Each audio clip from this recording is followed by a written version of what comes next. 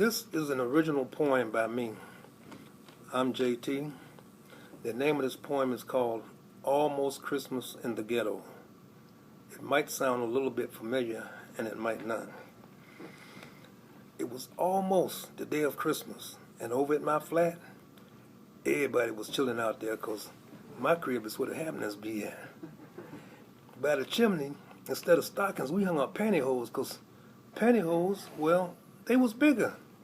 Hey, what else would you expect from a bunch of hungry ghetto children? Go figure.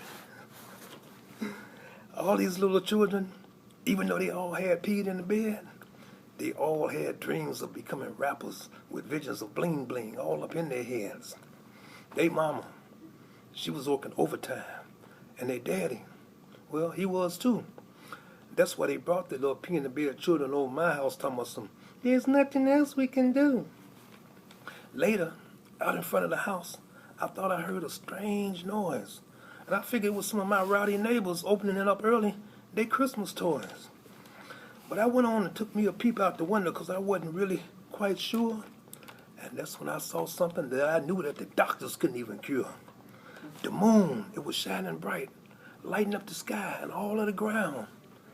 I looked up and I saw flying reindeer pulling a sleigh with a little fat man in it, dressed in white and red. My first thought was, it's Bozo the Clown. I turned and looked back at everybody else, and they was all watching TV. They was all watching some flick.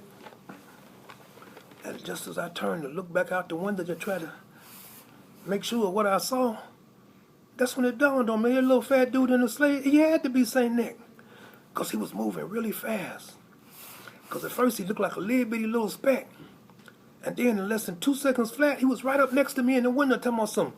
Is this the crib where the happenings be at? Although he caught me by surprise, I went on and asked him. I said, yeah. And then he leaned in a little bit closer to me some, how you like my lightning fast reindeer? Before I could answer, he and his reindeer somehow had shot up onto the roof.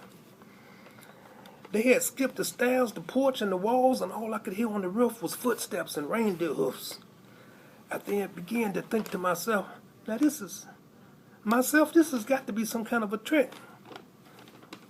Then, out the corner of my eye, this thug from down the street, I seen him when he throwed that brick. And it caused nervousness in my stomach because of the loud thunk sound that it had made. I couldn't hardly believe. That brick had knocked Santa Claus right upside his head, knocking him off the roof, and he was out cold, but at least when he fell into some tall trees. That thug hadn't seen me, but then, when he heard me, he broke out and ran. I was so mad at that chump from hitting Santa with that brick, I grabbed that fool with both of my hands. I yelled up toward the trees, I said, Santa, are you all right? Because if Santa Claus was dead, me and this thug, we was going to have a great big old fight. Then I heard Santa's voice as he said, thank you, but please let him go. I was confused. I couldn't figure it out at first, but Santa had said please, so I let go, and then Santa said, this is Christmas, don't you know? And I thought about what he said, and I said, oh yeah, now I get your point. Then Santa had made his way down by then. He looked at me and said, my time's up. I got to blow this joint. Santa shot back to the roof and grabbed some toys and began doing his thing. Then, just like magic, he reappeared and said, for your troubles, here's a diamond and a gold watch and a matching gold and diamond ring. Then said, don't worry about that hoodlum. When he was little, for Christmas, I used to give him a lump of coal, but he's all grown up now, and that coal giving is really got old. Yeah, old boy nowadays, he really is a mess. And for his Christmas present this year, I'm going to make him go both blind and go deaf. Then Santa called his reindeer by name. And when they was all gathered around him, around his sleigh, he then said in a loud voice, he shouted, up, up, and away. Now some people, they don't believe in Christmas. But then again, other people do. But if you were to have what happened to me happen to you, would you believe then? Well, would you?